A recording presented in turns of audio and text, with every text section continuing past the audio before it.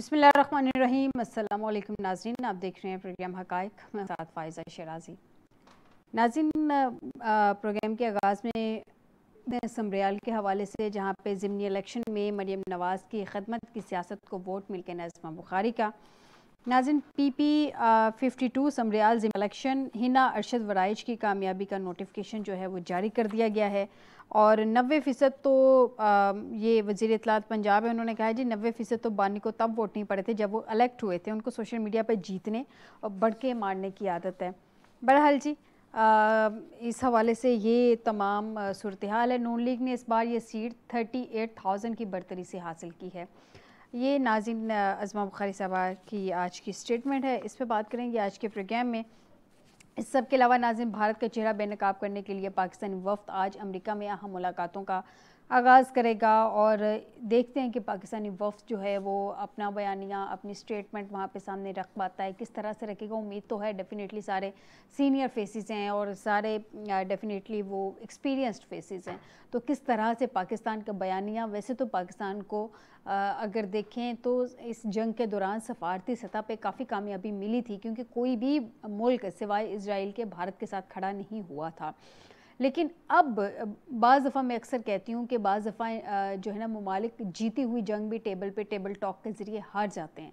तो ये जो हम जीती हुई जंग है, क्या हमारे ये जो सफारती अब महाज पे मैदान में मामलात शुरू हो गए हैं, क्या वहाँ पे भी मामला सेटल हो सकेंगे जिस तरह से हमारी अफवाज ने बेहतरीन कारकर्दगी दिखाई है। ये वफ़द भी उसी तरह से काम करेगा, इस पर भी बात करेंगे आज के प्रोग्राम में। नाज़रीन, इसके अलावा एक मई के महीने के हवाले से एक रिपोर्ट सामने आई है, जिसमें यह है कि दहशतगर्दी की लहर में 85 हमले रिकॉर्ड किए गए हैं, 113 अफराद जाँ बहक हुए हैं। ये एक रिपोर्ट सामने आई है। हमलों में 113 अफराद की जान की बाजी हार गए हैं, जिनमें 52 सिक्योरिटी एहलकार, 46 शहरी और 4 अमन कमेटी के अरकान शामिल थे। इन दहशतगर्द हमलों में 182 अफराद ज़ख्मी हुए, जिनमें 130 शहरी, 47 सिक्योरिटी एहलकार और 1 अमन कमेटी का रुकन शामिल था। नाज़रीन, इस सब के अलावा आपको बताएं कि ईद से कबल इमरान खान की रिहाई का कोई इम्कान नहीं है, जहाँ तक कहा जा रहा है कि 5 जून को एक अहम केस लगेगा और चूँकि तहरीक का भी उन्होंने इंदिया दे दिया गया, इमरान खान ने वो भी तहरीक शुरू करने का ऐलान किया गया है, तो शायद मामला सेटल्ड हो जाए। वहीं पे इस तरह की स्टेटमेंट्स भी आ रही हैं कि ऐसा कुछ नहीं होगा। मिले जुले मामलात हैं, देखते हैं कि खान साहब के लिए इससे पहले कोई अच्छी खबर होती है, रिहाई की सूरत में नहीं होती। सबसे पहले आगाज़ करते हैं भारत का चेहरा बेनकाब करने के हवाले से। आपको बताएं कि हमें स्टूडियो में ज्वाइन किया है नुमान कैसर साहब हैं, सीनियर एनालिस्ट हैं और लॉ एक्सपर्ट भी हैं। बहुत शुक्रिया नुमान साहब आपका हमें ज्वाइन करने के लिए। सरदार महेंद्र पाल सिंह साहब पाकिस्तान तहरीक इंसाफ के मेंबर हैं पंजाब असम्बली, और जुल्फ़िकार अली बदर साहब आपसे कुछ देर बाद रहनुमा पाकिस्तान पीपल्स पार्टी हमें ज्वाइन कर लेंगे।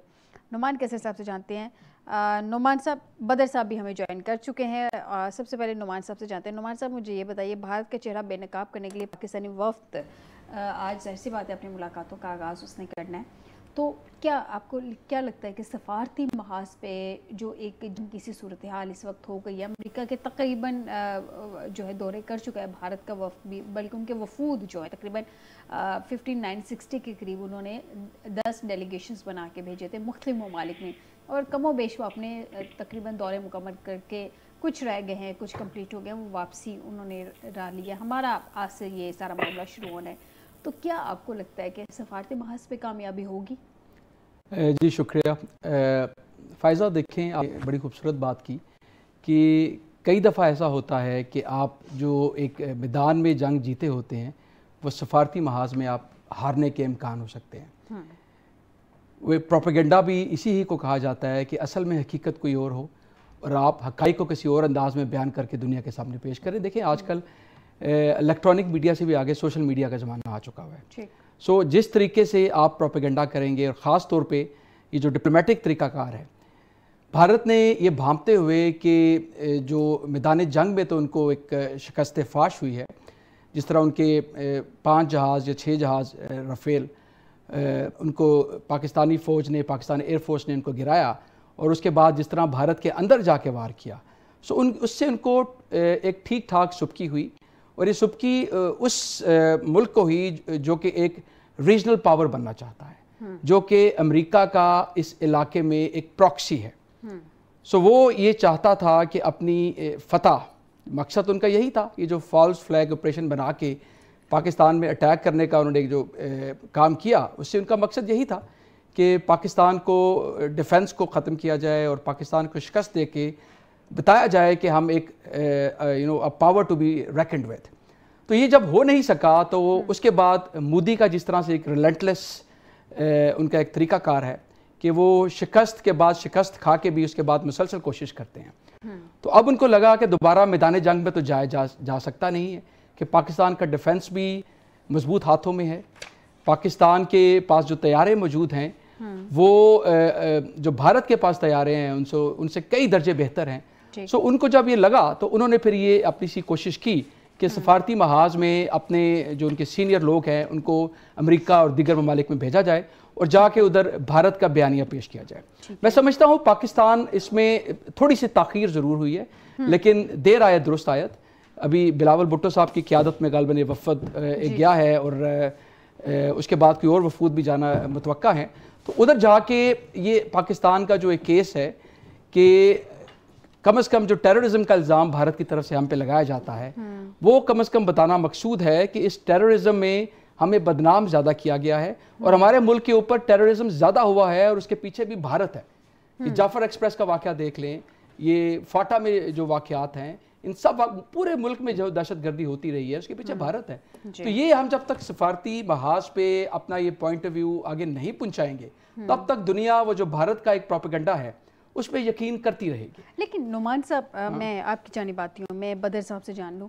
बदर साहब, भारत ने अपना बयानिया बेचने की कोशिश की, लेकिन उसका इस जंग में हमने देखा कि बयानिया बिका नहीं है, किसी ने ख़रीदा नहीं या बिका नहीं, या पाकिस्तान का जो था उसके अगेंस्ट कोई गया नहीं, तो शायद इसीलिए हम इसको समझ रहे हैं कि भारत का बयानिया नहीं बिका। बहरहाल जो भी था, पाकिस्तान के साथ बहुत सारी कंट्रीज जो थी वो स्टैंड कर गई थी। आज भी स्टेटमेंट्स आ रही है चाइना की, तुर्किया की, आज़रबाईजान की, कि पाकिस्तान के साथ वो स्टैंड करते हैं ब्रादर कंट्री की हैसियत से। लेकिन प्रॉब्लम ये है कि भारत जिस तरह से शिकस्त खुर्दा हो चुका है, मोदी स्पेशली जिस तरह से वो हिंदुत्व की एक सोच को वो परवान चढ़ा रहा है, जिस तरह से उसको शिकस्त हुई है, अभी 4 साल उसकी आगे हुकूमत पड़ी हुई है, 4 साल उसने हुकूमत करनी है। तख्ता उलट जाए वो एक अलग बात है, लेकिन क्या अगले 4 साल वो इस शिकस्त के साथ, सफारती महाज पे भी शिकस्त खुर्दगी के साथ, वो आराम सुकून से बैठ जाएगा या दोबारा कोई सेकंड राउंड की भी तैयारी कोई करने की कोशिश करेगा? बदर साहब। बिस्मिल्लाहिर्रहमानिर्रहीम। बहुत शुक्रिया फायजा साहब, आपने अपने प्रोग्राम में मुझे इनवाइट किया है। देखें, इंडिया ने जो एडवेंचर करने की कोशिश की थी या जो भी फॉल्स फ्लैग ऑपरेशन किया, वो उल्टा उसी चंगल में खुद ही फंस गया। अब आपके काफी सारे सवाल आते हैं, उनको मैं बारी बारी एड्रेस करता हूँ।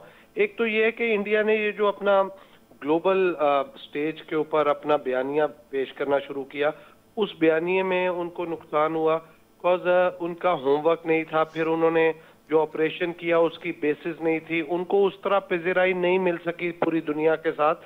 और पाकिस्तान का जो डेलीगेशन जो बिलावल भुट्टो जरदारी साहब लीड कर रहे हैं अमेरिका में, और फिर वापसी पे ये यूके और ब्रसल्स और दीगर मुल्कों में भी जाएंगे, ये दुनिया ने में जाके इस वजह से थोड़ा सा लेट किया बिकॉज ये चाहते थे, स्ट्रेटजी ये थी कि ये 1 तारीख को सारी इंडिया के लोग अपना दौरा मुकम्मल करके आ जाएंगे और हर जगह इंडिया कौम पे क्या बात कर रहा है उसको काउंटर नैरेटिव तैयार करने के लिए, काउंटर स्ट्रेटजी तैयार करने के लिए हमने वेट किया। इसी वजह से इस दौरे को लेट प्लान किया गया कि ये दौरा। बदर साहब, मुझे इजाजत दीजिए एक पॉइंट यहाँ पे ऐड करने की, कि जब आप किसी के सामने अपना बयानिया रखते हैं तो जो पहले जाता है, पहले स्टेटमेंट रखता है, उसकी बात की ज़्यादा वैल्यू होती है बजाय इस बात के, क्योंकि जो बाद में जाता है उसने एक तो पहले जो वफ्द गया होता है उसके बयानी को काउंटर करना होता है, सेकेंडली उसने अपने आप को भी इस्टेब्लिश करना होता है, अपना बयानिया भी मनवाना होता है। तो आपको नहीं लगता थोड़ी सी ताखीर हो गई है? नहीं, इसमें ताखीर नहीं हुई। ये जो मुल्कों के ऊपर पास जाके जब आप अपना बयानिया रखते हैं, ये पुलिस नहीं है कि पुलिस के पास जो पहले चला जाए तो जो बयानिया आप देंगे पुलिस के पास जाके, पुलिस पहले वाले आने वाले बंदे को कहेगी कि तुम बेगुनाह हो और दूसरा बंदा गुनहगार है। ऐसा नहीं होता है। ये मुल्क है और मुल्कों के अंदर जब आप जाते हैं उनके डिप्लोमेटिक नॉर्म्स होते हैं, डिप्लोमेटिक प्रोटोकॉल्स होते हैं, और वो अपनी ग्राउंड रियलिटी सारी दुनिया से चेक करते हैं। मोदी ने ये जो ऑपरेशन पहलगाम का वाकया किया और उसके बाद पाकिस्तान पे अटैक किया, फिर पाकिस्तान ने राइट ऑफ डिफेंस यूज किया, फिर राइट ऑफ अटैक यूज किया, तो ये सारी चीजें जो थी ये पाकिस्तान का राइट था, क्योंकि ये उन्होंने खिलाफवर्जी की थी, यूएन का जो चार्टर है उसके खिलाफ किया था। बिकॉज अगर पूरी दुनिया एक ही बात पूछ रही है और पाकिस्तान भी ये बात कर रहा था कि हम कोऑपरेट करते हैं, आप हमें कोई एविडेंस तो दें कि जिसमें पाकिस्तान इन्वॉल्व है। इसमें पाकिस्तान इन्वॉल्व ही नहीं था। The minute this incident has happened, जिस मिनट पे ये हुआ है उसके 1 मिनट बाद इंडिया का पूरा मीडिया कह रहा था इसके पीछे पाकिस्तान है। ऐसा थोड़ी होता है कि आपका पहले से जो है मीडिया का नैरेटिव तैयार हो और वहां पे एक्शन, कोई खुदा ना खास्ता कोई अटैक होता है या कोई ऐसा इवेंट होता है और उसके पीछे पाकिस्तान होता है, और पाकिस्तान के पास तो सबूत मौजूद है। पोषण की यादव की सूरत में वो यहाँ पे आलू बेचने तो नहीं आया हुआ था, वो इंडियन मिलिट्री का जो है रिसोर्स पर्सन है, वो पाकिस्तान में आके जो है राह को रिप्रेजेंट कर रहा था। और उन्होंने एपीएस का हमला हो गया और उसके बाद अभी जो बलूचिस्तान में बच्चों की वैन के ऊपर हमला हुआ, स्कूल वैन के ऊपर हमला हुआ, जाफर एक्सप्रेस के ऊपर हुआ, और ये छोटे छोटे जो भी एक्शन हो रहे हैं इस सारे के पीछे हिंदुस्तान है। हमें क्लियर इस चीज के ऊपर इंडिकेशन है कि अगर हिंदुस्तान नहीं है तो किसी को क्या पाकिस्तान से लेने की जरूरत है। मोदी का जो प्रॉब्लम है, जो आप कह रही थी कि मोदी अगले 4 साल रहेगा, अब देखें ये जो सीज फायर हुआ था, ये सीज फायर हुआ था, इंडियन जो फॉरेन सेक्रेटरी है उसने फोन करके अमेरिका को कहा था कि पाकिस्तान को रोके, ये मजीद हमला ना करे। उसके बाद अमेरिका बीच में इंटरवीन किया अमेरिका ने, और ट्रंप बीच में आया। ट्रंप ने दोनों मुल्कों की लीडरशिप के साथ बातचीत की, फिर सऊदी डिप्टी फॉरेन मिनिस्टर आए, ईरान का फॉरेन मिनिस्टर आया, और बहुत सारे लोगों ने इंटरवीन करके जो है इस जंग के अंदर सीज फायर करवाया, अपना अपना रोल प्ले किया। अब एक प्रॉब्लम जो मोदी को आ गई है, आपने जैसे कहा कि मोदी दोबारा एडवेंचर करेगा, क्योंकि ये मोदी ने खुद कह के सीज फायर करवाया था, और अगर अब इस सारे मामले के अंदर सीज फायर होने के बाद मोदी दोबारा एडवेंचर करता है, तो जो अगर दुनिया का मुल्क अभी उनका बयानिया बाय आउट कर भी रहा है, तो वो उनका बाय आउट नहीं करेगा, क्योंकि अमेरिका जो है वो ट्रेड की बात कर रहा है, एड की बात नहीं कर रहा। और अमेरिका ने कैटेगोरिकली क्लियर कर दिया है कि ये सीज फायर मैंने करवाया है। ट्रंप के इसके ऊपर 12 दफा बयान आ चुके हैं। अगर खुदा ना खास्ता उन्होंने ये करने की कोशिश की तो उल्टा इंडिया को मजीद इसके ऊपर नुकसान होगा, और पाकिस्तान जो अपना आज से बयानिया पाकिस्तान का यूनाइटेड नेशन के जनरल सेक्रेटरी, प्रेसिडेंट और दीगर मुल्कों के परमानेंट रिप्रेजेंटेटिव के पास हम बयानिया पेश कर रहे हैं, उसका मकसद भी यही है कि अगर इंडिया दोबारा हमला करेगा तो इसका मतलब है कि पाकिस्तान जो है वो बिल्कुल राइट पे है और पाकिस्तान का बयानिया बिल्कुल ठीक है, और हम अपना बयानिया जो है दुनिया को जो बात कर रहे हैं वो सच है, सच पे मकसूद है। तो इस चीज का हमें फायदा पहुंचेगा, नुकसान नहीं होगा। और अगर हम आज ये बयानिया पेश कर रहे हैं, हम सारी दुनिया को एक ही बात कहते हैं कि जब कहीं पे कोई वाकया होता है, हमें सिर्फ इंडिया एविडेंस दे दे कि उसके अंदर पाकिस्तान मौजूद है, और पाकिस्तान उसको जो है प्रॉपर बिल्कुल एविडेंस तो इंडिया के पास है नहीं, बदर साहब करेगा। अगर इंडिया उसके ऊपर नहीं रिप्लाई देता तो इसका मतलब है उनका बयानिया कमजोर है। बिल्कुल, उन्होंने प्राइम मिनिस्टर की ऑफर को एक्सेप्ट नहीं किया था। मैं आपकी जानिब दोबारा आती हूँ बदर साहब। सरदार साहब से जान लेते हैं। सरदार साहब, भारत का चेहरा बेनकाब करने के लिए पाकिस्तानी वफ्द जो है अमेरिका में अहम मुलाकातों का जाहिर सी बात है सिलसिला है, आज से आगाज़ हुआ, लेकिन यहाँ पे पहले तो मैं आपसे ये जानना चाहूँगी कि आप लोगों को कोई ऑफ़र हुई थी कि आप लोगों का भी कोई शामिल किया जाए बीच में, पार्टी का कोई भी नुमाइंदा? देखिए, जाहिर बात है, अगर मैं इस बारे में तो नहीं बता सकता क्योंकि पार्टी की रिप्रेजेंटेशन जो है मैं ऑफिशियल नहीं हूँ, तो इसलिए मुझे इस बात का इल्म नहीं है। ठीक है। लेकिन अगर ये हमें करते तो जाहिर बात है कि हमारा लीडर इमरान खान है, और इसके लिए इन्होंने इमरान खान से बात करनी पड़नी थी इनको। और इमरान खान कभी भी इस चीज़ से, जब मुल्क की बात आती है तो इमरान खान जो है वो हमेशा, अब देखें सोशल मीडिया की जब बात आई, जब ये जंग चल रही थी तो ट्विटर खोलना पड़ा हुकूमत को। पहले जब 9 मई के बाद इन्होंने ट्विटर लगातार उसके बाद बंद किए रखा, सारी चीज़ें की, तो उस वक्त पीटीआई की सोशल मीडिया की इनको ज़रूरत पड़ी। इमरान खान साहब ने सोशल मीडिया को हुक्म दिया कि आप इस वक्त मुल्क के साथ खड़े हों, और सोशल मीडिया को जो जिस वक्त मुस्लिम लीग नून की गवर्नमेंट है उन्होंने भी इस चीज़ को किया कि पीटीआई की सोशल मीडिया ने मुल्क के दिफा में अपना बेहतरीन रोल अदा किया। आर्मी के जो ISPR के रिप्रेजेंटेटिव हैं उन्होंने भी इस चीज़ का ओन किया कि पीटीआई की सोशल मीडिया जो है उन्होंने अपना ज़िम्मेदाराना एक जो है मौक़िफ़ और ज़िम्मेदारी जो है मुल्क के लिए अपनी ज़िम्मेदारी को बेहतर तरीके से सरअंजाम दिया।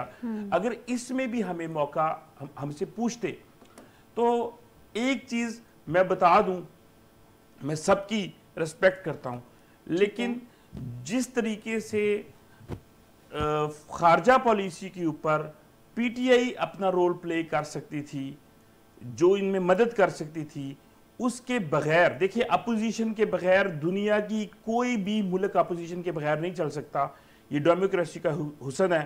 तो इन्हें हमें करना चाहिए था और हमें इमरान खान इसको ज़रूर ऑन करते। इमरान खान ज़रूर जो है खारजा पॉलिसी को मजबूत करने के लिए, मुल्क को मजबूत करने के लिए वो अपना रोल ज़रूर प्ले करते। लेकिन इसके लिए मैं फिर वही एक बात है जो हम बार बार करते आते हैं, क्योंकि ये इलेक्टेड है ही नहीं, अवाम के नुमाइंदे है ही नहीं, तो इन्होंने क्या करना है। हम फिर भी, क्योंकि अवाम की असली नुमाइंदी पीटीआई है कि फॉर्म 45 के मुताबिक हम जीते हुए हैं, तो हमें ही तो रोल प्ले करना था। तो लेकिन चले कोई बात नहीं, इनको धबड़धूस की हुकूमत जैसे मिली है ये भी ये धबड़धूस तरीके से चला लें। लेकिन एक चीज़ बड़ी क्लियर है कि जब भी खारजा पॉलिसी की बात है, जब भी मुल्क की बात आए, तमाम पार्टियों को इकट्ठे होके चलना चाहिए। ये हम पहले भी कहते थे, ये आज भी हम कहते हैं कि इस मौके के ऊपर जो है जितनी भी इलेक्टेड लोग हैं, जितनी भी इलेक्टेड पार्टियां हैं, उन सबको अपना रोल प्ले करना चाहिए, इनको भी करना चाहिए। अब देखिए खान साहब को 2 साल से कभी मीडिया पे उनका नाम नहीं आने देते, कभी मीडिया पे, आज तक दुनिया में कौन सा ऐसा जो है सियासी कैदी है या ऐसा मुजरम है जिसको आप जो है वो उसका फेयर ट्रायल का नहीं दे सकते। पाकिस्तान का आइन जो है इस चीज का तहफ़्फ़ुज़ करता है कि हर पाकिस्तानी का फेयर ट्रायल होगा। मैं खान साहब के टॉपिक पे आती हूँ, अभी मैं ज़रा इस टॉपिक को ज़रा वाइंड अप कर लूँ, फिर मैं आती हूँ खान साहब के टॉपिक पे। मुझे ये बताएं नुमान साहब के इस वक्त जो 7 अरकान या मतलब 9 रुकनी वफ्द है, जिनमें जो है एक साबिक़ वज़ीर ख़ारजा बिलावल भुट्टो ज़रदारी साहब है जो कि क़यादत कर रहे हैं, शीरी रहमान है, बाकी हैं हिना रबानी खर है, जलील अब्बास जिलानी है, मुसद्दिक मलिक है, खुरम दस्तगीर खान है, फैसल सब्ज़वारी है, बुशरा अंजुम भट्ट है और तहमीना जंजुआ है। मतलब सारे सीरियस फेसेस हैं, ऐसा नहीं कि कोई सीरियस फेस नहीं है, लेकिन प्रॉब्लम ये है कि अगर उसमें एक आध ऑपोजिशन का भी हो जाता तो इससे क्या फ़र्क पड़ना था। जी बिल्कुल, अभी सरदार साहब ने बड़ी खूबसूरत बात की कि कोई भी जमहूरियत है उसका हुस्न जो है वो उसकी हिज़्ब इख्तलाफ होता है। वो उसका मकसद, मोदी ने भी तो अपनी हिज़्ब इख्तलाफ के साथ ही मिलकर वफूद बनाया। जी देखिए, वो जो अभी बात की गई है ना कि ये मुल्क का मामला है। जब मुल्क का मामला आता है तो जो आपकी सियासी तफरीक है, जो सियासी आपकी लड़ाइयाँ हैं, उनको पसे पुश डालना चाहिए। यही वो वजह होगी कि दुनिया को नज़र आएगा कि हम मुत्तहिद हैं। अब इस सारे मामले में जो भारतीय मीडिया है वो बड़े सरेआम ये बात करता है कि पाकिस्तान में तो आपस में सियासी जमातों का इत्तेहाद नहीं है, हम बाहर के लोगों को उनको ये मौका दे रहे हैं कहते हुए। वो सियासी किस लिहाज से इत्तेहाद करना चाहिए वो बात एक दूसरी है, लेकिन कम अज़ कम जो मुल्की मामलात हैं, जो खारजा पॉलिसी के मामलात हैं, इसमें अपोजिशन के लोग अगर होते, आपने बड़ी अच्छी बात की कि सारे सीरियस फेसेस हैं। मैं बिलावल भुट्टो साहब का खुद सियासी इख्तलाफात शायद हो सकते हैं, लेकिन उनका मैं मुतक़िद हूँ कि वो बड़ा ही अच्छे अंदाज से बयानियाँ पेश करते हैं, अच्छे वेल एजुकेटेड हैं, फॉरेन मिनिस्टर भी रहे हैं। और बाकी खुरम दस्तगीर साहब का आपने नाम जिक्र किया, मुसद्दिक मलिक साहब का नाम जिक्र किया, शीरी रहमान साहबा, ये सारे एजुकेटेड, देखें वो बिल्कुल फॉरेन ऑफिस में रहे हैं, तो बड़ा अहम किरदार अदा किया है। देखिए इसकी वैल्यू बढ़ जानी थी अगर इसमें पीटीआई के 1 या 2 या बाकी भी जो हिज़्ब इख्तिलाफ की पार्टियां हैं उनके कुछ लोग उनका इजाफा कर दिया जाता, तो बाहर की दुनिया को जाके नजर आता कि इनमें 100 इख्तिलाफात से यूनिटी का मैसेज, लेकिन कम से कम जब ये बाहर आते हैं, जब इनके मुल्क का मामला आता है, जब इनकी कौम का मामला आता है, तो सब मुत्तहिद होके यकजा अंदाज में ये भारत के खिलाफ भी और हर उस मुल्क के खिलाफ, इसराइल हो, कोई और मुल्क भी पाकिस्तान के खिलाफ अगर बोलेगा या मुहाज़राई करेगा, तो ये फिर अपनी अंदरूनी इख्तिलाफात को बुला के ये यकजा हो जाएंगे और उसके बाद हमें इस इत्तेहाद के सामने लड़ाई करनी होगी। उसके बगैर किसी सूरत में मुमकिन नहीं है कि पाकिस्तान को शिकस्त दे सके। देखिए, मैं एक बड़ी अहम बात करना चाहूँगा इधर, वो जो मैंने पहले बात की थी ना कि पाकिस्तानी वफद थोड़ा सा तखीर का शिकार हुआ। बिल्कुल बदर साहब ने उस पर अच्छी बात की कि हम उनका बयानिया जानना चाह रहे थे। देखिए, एक बड़ी अहम चीज़ है वो जो आपने बात की ना कि वन हु स्ट्राइक्स फर्स्ट ही और शी गेन्स द एडवांटेज। आपके पास जब आप फतह हासिल कर चुके थे, उसके बाद आपने इस चीज़ का इंतजार क्यों किया कि आपने दूसरे नंबर पर जाना है? जब आपके पास फतह थी, आपके पास दुनिया को बताने के लिए काफ़ी कुछ था।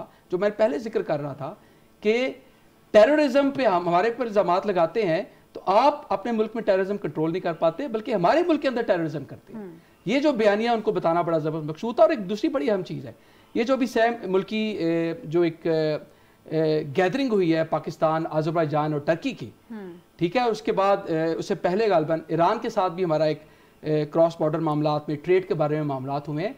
तो मैं ये समझता हूँ कि बड़े अच्छे इकदाम हैं। इससे भारत को लगेगा अफगानिस्तान, चाइना और पाकिस्तान ने भी सेम पेज पर वो जो उनको आइसोलेशन हुई है ना जंग के दौरान, पाकिस्तान ने एक अच्छा किरदार अदा किया है कि वो आइसोलेशन को जंग के बाद भी आगे बढ़ा रहा है, ताकि भारत को अंदाजा हो कि ना सिर्फ मैदान जंग में वो पाकिस्तान से पीछे है, बल्कि सियासी, डिप्लोमेटिक और माशी महाज में पाकिस्तान आगे है। तो ये बड़ी अहम चीज़ है और जो अच्छा मैसेज दिया गया। बिल्कुल अच्छा मैसेज है। बदर साहब, सबसे पहले तो मुझे एक छोटे से सवाल का जवाब दे दें, फिर मैं आपसे नेक्स्ट क्वेश्चन करती हूँ। अपोजिशन का भी अगर कोई फेस हो जाता, सर इस जंग में हमने देखा था अपोजिशन आपके साथ, मतलब मौजूदा हुकूमत के साथ और हमारी अफवाज के साथ सीसा प्लाई दीवार की तरह खड़ी हो गई थी, जैसे अवाम खड़ी थी, सारे अंदरूनी इख्तलाफात एक साइड पे रखे। उन दिनों में कोई ख़ास इस तरह के स्टेटमेंट भी अपोजिशन की तरफ से नहीं आए कि लगे कि उन्होंने मुल्क दुश्मनी की है या मुल्क के अगेंस्ट इस नाजुक सूरत हाल में कोई स्टेटमेंट दी है। वैसे लाइटर नोट में मैं आपसे जानना चाह रही हूँ, क्या हुआ? अपोजिशन तो साथ दे रही थी ना मुल्क का, तो अगर कोई बंदा ले लिया जाता अपोजिशन से, जैसे कि वहाँ देखें उनके जो उनके अपोजिशन के लीडर हैं वो कितनी तनकीद करते हैं इस पे इंडियन प्राइम मिनिस्टर पे, लेकिन उन्होंने उनसे रिक्वेस्ट की, अपोजिशन के बंदे भी उनके वफूद में शामिल थे, तो एक अच्छा मैसेज गया। तो हमने ये मैसेज क्यों नहीं कन्वे किया सर? देखिए, ये बिल्कुल अच्छी बात है कि हमें अपोजिशन के लोगों के साथ कोऑपरेट करना चाहिए और उनको ऑन बोर्ड करना चाहिए, लेकिन ऑपोजिशन के अंदर भी बहुत सारे ऐसे लोग हैं जो कि मैच्योर थे लेकिन उनको पीछे रखा गया, साइडलाइन किया गया। इसके अंदर ऑन अ लाइटर नोट ही 2-3 चीजें मैं आपसे बयान करूंगा। पहली चीज तो ये है कि पाकिस्तान इस ग्लोबल स्टेज के ऊपर मुतहम्मिल नहीं था कि ऑपोजिशन के बंदे को साथ बिठाएं और वो वहां पे जाके कोई ऐसी बात कर देता कि जो कि नेशनल इंटेग्रिटी या आप डिप्लोमेटिक नॉर्म्स के खिलाफ होती। तो वो पाकिस्तान एक सीरियस जो गुफ्तगू नैरेटिव पेश कर रहा है उस पे वहां पे एक मजाक बन जाना था कि नॉन सीरियस से लोग हैं, तो उससे भी बचत के लिए शायद ये स्ट्रेटजी की गई हो। मुझे नहीं पता कि क्या वजह है क्या नहीं है, मेरी जात तक ऐसी कोई नहीं है, लेकिन एक रीजन ये भी हो सकता है। और दूसरी चीज में कुछ सीरियस फेसेस हैं तो फिर वो नॉन सीरियसनेस के टोन से फिर देखिए उसके लिए फिर ये चीज होती है ना, 2018 से लेके अब तक उन सारे सीरियस लोगों को चाहिए था कि आके वो अपने लीडर को समझाते कि नहीं ऑपोजिशन के साथ, उस वक्त की ऑपोजिशन के साथ बैठें, और अभी वो अगर आप गवर्नमेंट से बाहर हैं तो अभी हुकूमत के साथ बैठें और बातचीत के जरिए मामलात को हल करें ताकि इसमें इंटरनल प्रॉब्लम्स भी हल हों, एक्सटर्नल जो चीजें उनको भी हल किया जाए। लेकिन यहाँ पे तो कोई बंदा बताने वाला या करने वाला नहीं है कि जिस चीज को मेरे अभी पीठ के भाई बात कर रहे थे कि ऑपोजिशन जो है वो अबानी पीटीआई बड़े अच्छे तरीके से खान साहब कर सकते थे। देखिए खान साहब ने अपना टाइम गुजारा, लेकिन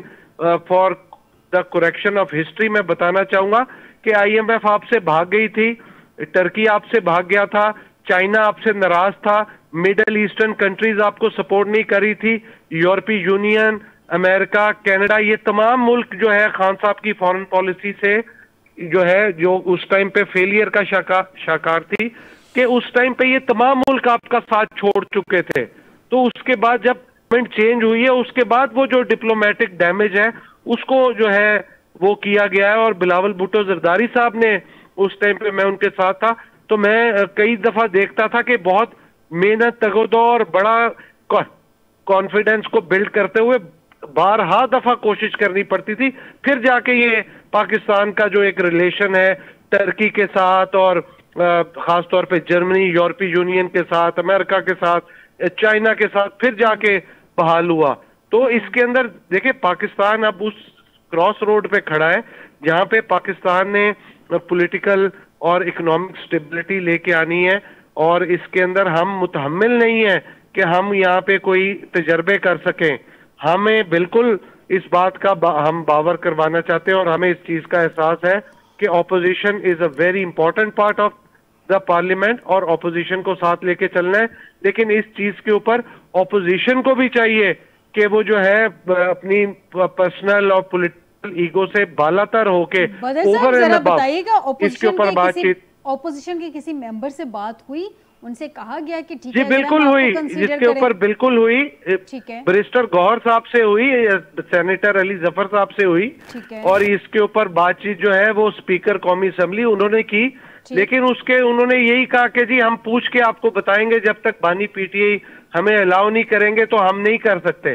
तो इस चीज के ऊपर जब तक परमिशन मिलनी थी और होना था, उतनी देर में फिर पाकिस्तान का जो ये डिप्लोमेटिक डेलीगेशन था उसके पास इतना टाइम नहीं था कि बानी पीटीआई की परमिशन का और उनकी टीओआरस का और उनकी शराइत का वेट करते हैं। जाती बानी पीटीआई से, तो डेलीगेशन ने भी तो तकरीबन 10-15 दिन लिए हैं ना तैयारी के लिए। कुछ नहीं कि वो फौरी तौर पे मुलाकात कराए, वो तो जिनके पास पावर है उन्होंने करवानी है, इन्होंने थोड़ी करवानी है। पता साहब आपकी जानी बात हूँ सरदार साहब, अगर देखिए यही तो प्रॉब्लम है यहाँ पे कि पॉलिटिकल फोर्सेस के साथ कोई बैठना नहीं चाहता।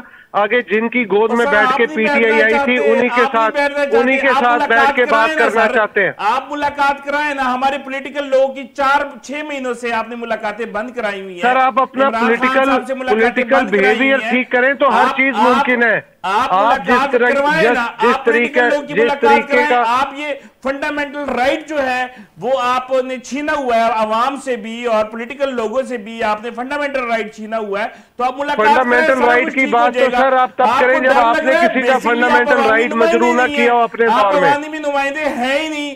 फॉर्म 47 के ऊपर आप वो जो सर हमारा तो एक भी नुमाइंदा फॉर्म 47 पे नहीं है, अगर कोई है तो सामने रिकॉर्ड पे ले आए। क्या नुमाइंदगी करनी है? आप हमारा एक भी नुमाइंदा फॉर्म 47 पे नहीं है, अगर कोई है तो ले आए। भी कह दी है उसका 2018 में जिस तरह हुकूमत बनी थी उसका पहले जवाब दें, फिर उसके बाद अगली बात करें। उसकी पॉलिटिकल पार्टी, उसके लोग उससे मुलाकात करें, ये उसका फंडामेंटल राइट है। ठीक हो गया जी। बदर साहब आप कुछ कहना चाहेंगे? मैं सिर्फ ये कह रहा था कि फंडामेंटल राइट बिल्कुल सबको मिलना चाहिए, लेकिन फंडामेंटल राइट की बात वो करता अच्छा लगता है जिस टाइम उन्होंने कभी किसी का फंडामेंटल राइट मजरू ना किया हो।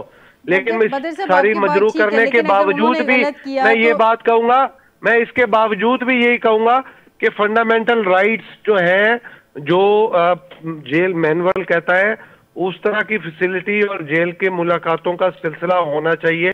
मैं इस पे कभी भी जो है कोई आप देना, आप हुकूमत में सर मैं अगली बात मैं ये कर रहा था कि फॉर्म 47 पीपल्स पार्टी का कोई एक बंदा भी फॉर्म 47 के ऊपर नहीं है। अगर किसी का कोई गलत फहमी है कि जनाब पीपल्स पार्टी का कोई बंदा फॉर्म 47 पे है, उसका रिकॉर्ड आप सामने ले आए, जिसके हैं उन्होंने अपना जवाब को देना है। सर वो 26वीं तरमीम पास करने वाले साहब मैं जरा पॉइंट जानना चाहता हूं बदर साहब, यानी कि आप मान रहे हैं कि फिर पीएमएलएन फॉर्म 47 की गवर्नमेंट है? अगर देखिए मैं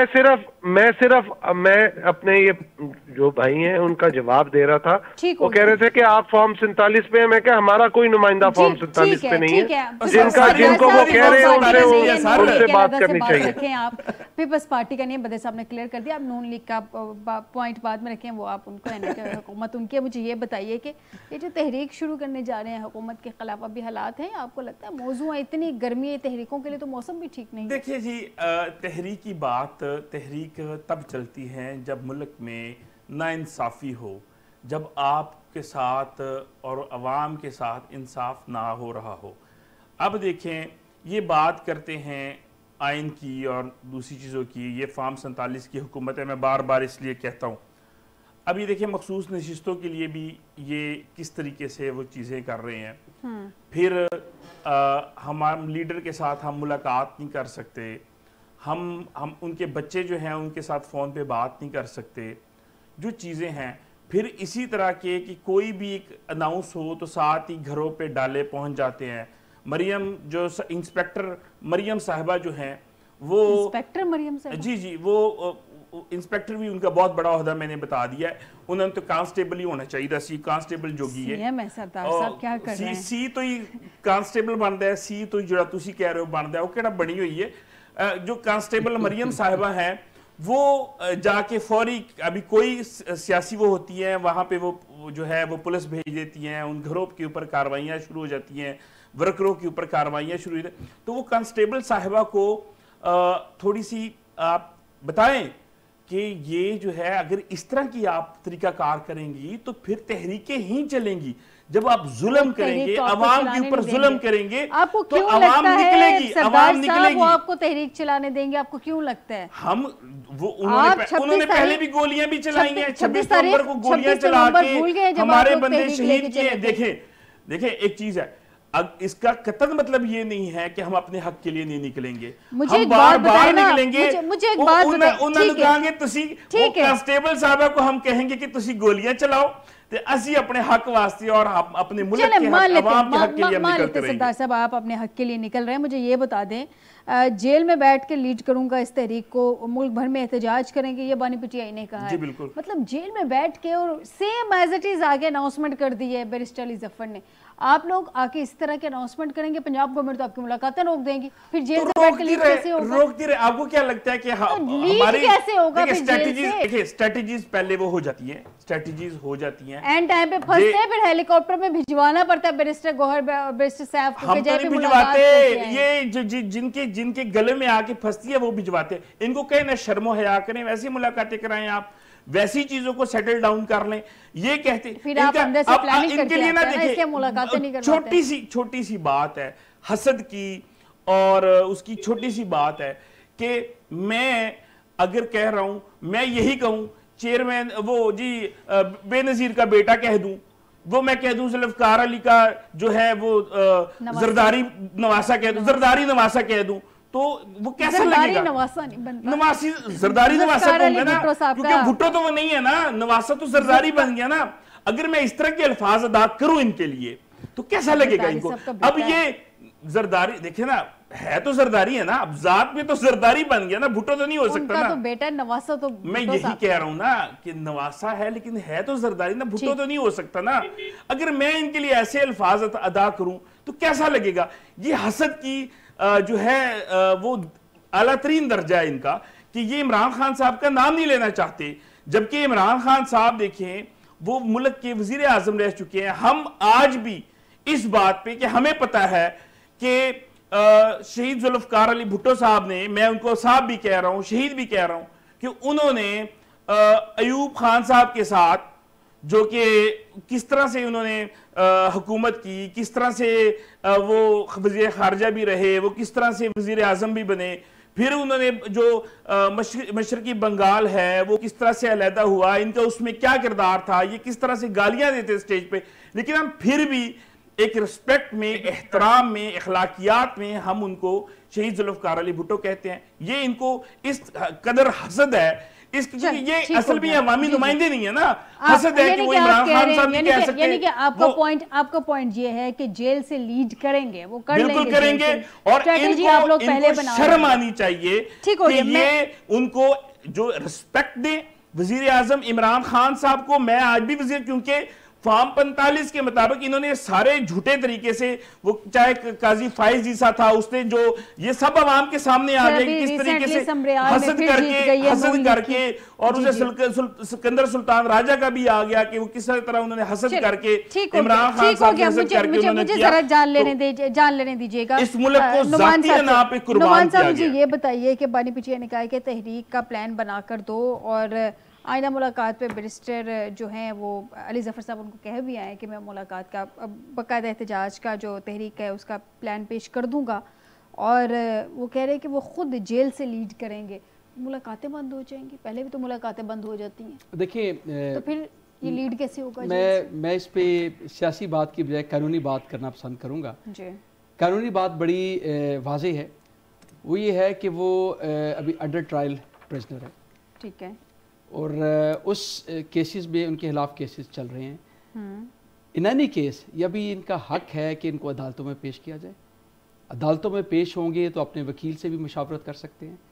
आपका आइन कहता है आर्टिकल 10A आर्टिकल 4, ठीक है, वो मुशावरत नहीं करने दी जाएगी तो अपने केसेस को कैसे डिफेंड करेंगे? एक दूसरा है कि वो जेल में मौजूद हैं। जेल में जब बंदा एक मौजूद होता है तो उसके काफ़ी ज़्यादा हुकूक हैं वो ख़त्म हो जाते हैं। वो आज़ादी से बाहर फिर नहीं सकता, आज़ादी से मुलाकातें नहीं कर सकता, और चीज़ें मौजूद हैं। बिल्कुल, तो जेल नाम इसलिए रखा गया है। तो इसका मतलब ये नहीं है कि उसके बाकी हुकूक भी ख़त्म हो गए हैं। अब उसके ख़ानदान के लोग उससे मिलना चाहते हैं, उसके बच्चे उससे मिलना चाहते हैं, उसकी कोई भी कैदी, मैं उसका जिक्र कर रहा हूँ, उसकी बहन भाई उससे मिलना चाहते हैं। और अगर वो किसी सियासी जमात का सरबराह है, और सरबराह भी वो है जो कि वज़ीर आज़म पाकिस्तान, अपने मुल्क का वज़ीर आज़म रह चुका है, तो वो अगर अपने डेमोक्रेटिक राइट के लिए, right to protest is a democratic right, fundamental right, उसके लिए अगर वो मुशावरत करना चाहता है अपने पार्टी के सीनियर लीडरान से, तो ये भी उसका हक है। सिर्फ ये कह देने से कि अगर वो मुशावरत करेगा तो हुकूमत उसका मुलाकातें बंद कर देगी, ये कुछ जमहूरी हुकूमत ये काम नहीं कर सकती। आपकी अपनी लड़ाइयाँ, आपकी अपने इख्तलाफात अपनी जगह हैं, लेकिन जो जमहूरियत कहती है, जो आइन कहता है, जो अदालतें कहती रही हैं, वो अपनी जगह है। अच्छा, मुझे नुमान साहब, क्योंकि वक्ती के लिए तो मैं चाह रही थी एक और कानूनी तरीके से आपसे बात जान लो।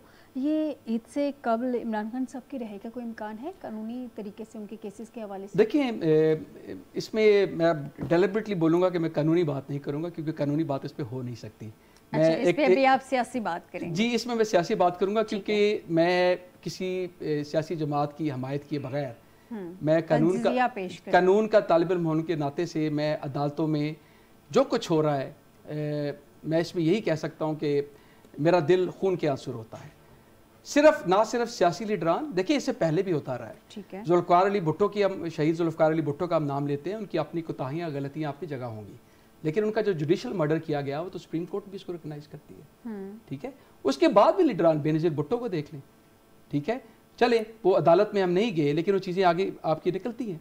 इसी तरह नवाज शरीफ साहब का देखिए, 100 इख्तलाफात आपके हो सकते हैं, 100 उन्होंने मुल्क के लिए करप्शन की होगी, लेकिन पनामा के केस में जिस तरीके से अदलिया ने उनके साथ किया, क्या वो प्रॉपर तरीकाकार था?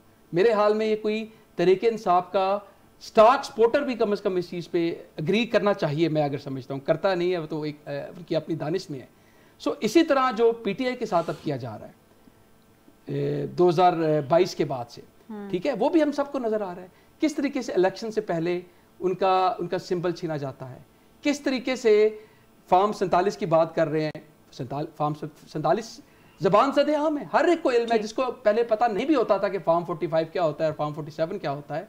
वो एक सड़क पे एक चलता हुआ अनपढ़ शख्स भी ये बता सकता है कि फॉर्म 45 क्या होता है। हर बच्चे को पता चल गया कि फॉर्म 45। तो मैं इसीलिए अर्ज कर रहा हूँ कि इसमें कोई कानूनी बात बनती नहीं है, क्योंकि अगर कानूनी तौर पर फैसले होने होते, यानी कि आपको उनका रिहाई का कोई इम्कान नजर नहीं आ रहा। लास्ट कमेंट में इस पर करना चाहूंगा, जिस तरह आपकी महसूस नशिस्तों का फैसला हो चुका था, वो अभी तक उसको इम्प्लीमेंट क्यों नहीं किया गया, और उसका रिव्यू अब ऐसे बेंच के सामने रखा गया है जो एक कंट्रोवर्शियल 26th कॉन्स्टिट्यूशनल अमेंडमेंट की तरह कॉन्स्टिट्यूशनल बेंच बनाया गया है, जिसमें हुकूमत ने अपने बंदे रखे हैं। इस पे एक कानूनी पॉइंट मुझे बता दें कि अब रिव्यू रखा गया, तो इससे पहले रिव्यू करने से पहले क्या वो बेंच इलेक्शन कमीशन पे आर्टिकल 6 नहीं लगाएगा? पहले तो आप बताएं सुप्रीम कोर्ट के फैसले पे अमल दरामद क्यों नहीं हुआ? देखिए, मैं वही अर्ज कर रहा हूँ कि ये तब होगा जब मैं कानून की बात करता है, जब मुझे कानून नजर आ रहा होता, तो वो चीज मुझे नजर नहीं आ रही, और मैं ये बिल्कुल एक्चुअली कानून के मुताबिक ऐसा होना चाहिए, लेकिन क्योंकि आपको ऐसा होता नजर नहीं आ रहा। कानून के मुताबिक तो पंजाब के इलेक्शन भी हो जाने चाहिए थे, कानून के मुताबिक होता है। लास्ट मिनट में मैं जरा बदर साहब से भी जानना चाह रही थी, यानी कि आप ये कह रहे हैं कि कानून के मुताबिक ऐसा नहीं है? नहीं, ठीक हो गया। बदर साहब लास्ट मिनट है सर, ईद से कबल इमरान खान साहब की रिहाई की बहुत ज़्यादा बातें 5 जून के हवाले से, स्पेशली चूंकि उनका एक केस है, तो क्या है कोई ऐसी हल्कों में बातें? तो नहीं, मीडिया पे ही सुन रहे हैं, अगर रिहाई होती है तो हमें कोई किसी चीज से इतराज नहीं है। अच्छा, बस इतना तो जवाब है सर आपका। चले मैं तो यही बात करूंगा कि है ही नहीं हो जिन्होंने फैसले कर रहे ना, ताड़े को पूछ के थोड़ी कर रहे हैं। चले सरदार साहब से लास्ट पॉइंट, सरदार साहब लास्ट 30 सेकंड्स है, ये कहाँ से आपको इतला मिली है कि जी 5 तारीख को उनकी रिहाई? देखिए ये हमारी कोई इतला नहीं है, वो हफीजुल्लाह न्याजी साहब ने अपनी एक वो दी है, अपनी तरफ से एक तज्जिया दिया है, और वो आपको पता है कि तज्जियाकार हैं, और बैरिस्टर गौहर साहब ने भी अगर कह दिया है तो बहुत सारी बातें हो जाती हैं। इस चीज पे मेरा बड़ा स्ट्रेट कंसर्न है कि जिन लोगों ने इमरान खान साहब को, जिन लोगों ने जो है 10 अप्रैल करवाया, जिन लोगों ने 25 मई करवाया, जिन लोगों ने फिर खान साहब पे गोलियां चलवाई, जिन लोगों ने पंजाब और केपी के इलेक्शन नहीं होने दिए, फिर 9 मई का ड्रामा रचाया गया, फिर उसके बाद जो है पार्टी को तोड़ने की सारी कोशिश की, फिर एक उसको जलाया गया, वो लोग कभी नहीं चाहेंगे कि इमरान खान साहब कभी भी बाहर आए। कभी ना कभी तो बाहर आना है ना, कभी ना कभी वो कभी भी नहीं चाहती। उनका तो प्लान है कि पता नहीं वो 27वीं तरमीम ला के पता नहीं ताहयात जो है वो 5 तारीख तक की बात, 5 तारीख तक की बात कंफर्म नहीं है, ये रूमर्स हैं, देखते हैं कि 5 को क्या होता है। बहुत शुक्रिया, हमारी ख्वाहिश है, पाकिस्तान की आवाम की ख्वाहिश है, साहब आपका भी, सरदार महेंद्र पाल सिंह साहब आपका भी, जुल्फकार अली बदर साहब आपका मुझे प्रोग्राम में ज्वाइन करने के लिए। नाज़रीन, आज के प्रोग्राम से दीजिएगा इजाज़त, इस दुआ के साथ कि हर आने वाला दिन पाकिस्तान और पाकिस्तानियों के हक़ में बेहतर हो। अपना ख्याल रखिएगा, बशर्ते ज़िंदगी आपसे दोबारा मुलाकात होगी। अल्लाह हाफ़िज़।